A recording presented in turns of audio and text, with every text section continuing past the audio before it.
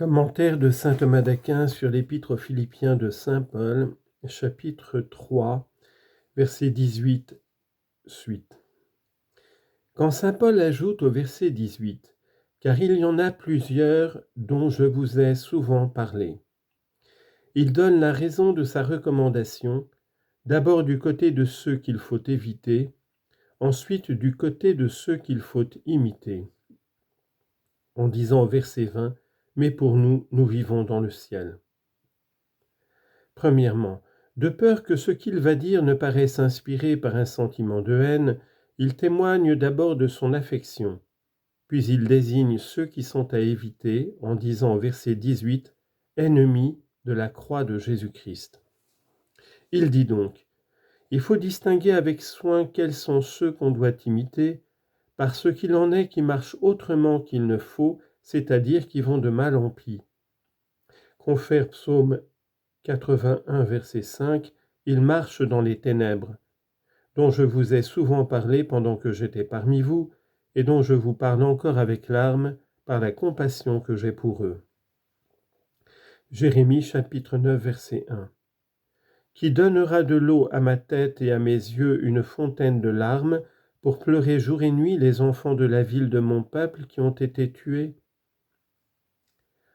L'apôtre en indique aussitôt la raison en disant, au verset 18, qu'ils se conduisent en ennemis de la croix de Jésus-Christ. Il les dépeint d'abord par leurs œuvres, ensuite par leur intention, qui font leur Dieu de leur ventre. Il indique d'abord leurs œuvres, ensuite le résultat de ces œuvres.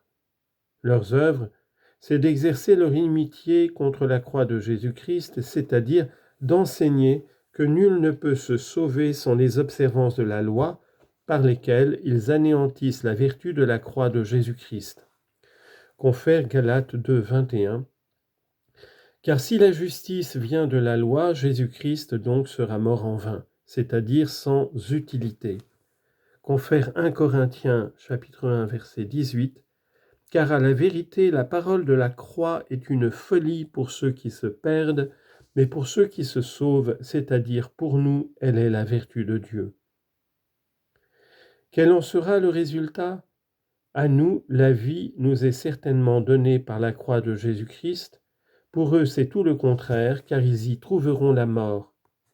C'est ce qui fait dire à saint Paul au verset 19, qui auront pour fin la damnation, c'est-à-dire celle de la mort éternelle. Confère Job, chapitre 28, verset 3, il a découvert la pierre ensevelie dans l'obscurité et dans l'ombre de la mort. L'apôtre les dépeint en second lieu quant à leur intention. D'abord, il signale cette intention, il en manifeste ensuite le résultat, en disant au verset 19 qu'ils mettent leur gloire. Il dit donc, qui font de leur Dieu de leur ventre. En d'autres termes, s'ils sèment partout ces erreurs, à savoir qu'il faut garder les observances légales, c'est pour leur intérêt et leur propre gloire afin de satisfaire leur ventre. Confère Romains chapitre 16, verset 18, « Ils ne servent point notre Seigneur Jésus-Christ, mais leur ventre, et par des paroles douces et flatteuses, ils séduisent les âmes simples. » Confère Ecclésiaste chapitre 6, verset 7, « Tout le travail de l'homme est pour sa bouche, mais son âme n'en sera pas remplie. » L'apôtre a dit, « Leur Dieu de leur ventre », car il appartient à Dieu d'être le premier principe et la fin dernière. Celui donc qui choisit une chose pour sa fin, par la même en fait son Dieu. Ils cherchent aussi leur gloire propre contre ce qui est dit en Saint Jean, chapitre 8, verset 50, « Pour moi, je ne cherche point ma propre gloire, un autre la cherchera et fera justice. » Mais l'événement tournera à leur confusion.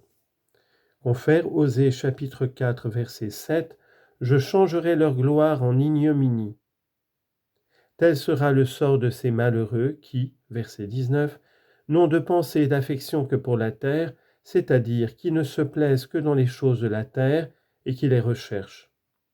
Ils seront confondus parce que leur état est d'une durée passagère. Confère Romains chapitre 8, verset 13, « Si vous vivez selon la chair, vous mourrez. » La glose dit sur ces expressions, ils font un Dieu. Il appartient à Dieu de justifier. Ceux-là donc qui plaçaient la justification dans des aliments faisaient un Dieu de leur ventre. Ils mettaient aussi leur gloire dans leur propre honte, puisqu'ils la plaçaient dans des choses honteuses, c'est-à-dire dans la circoncision pratiquée où l'on sait, dans l'immolation des animaux sans raison.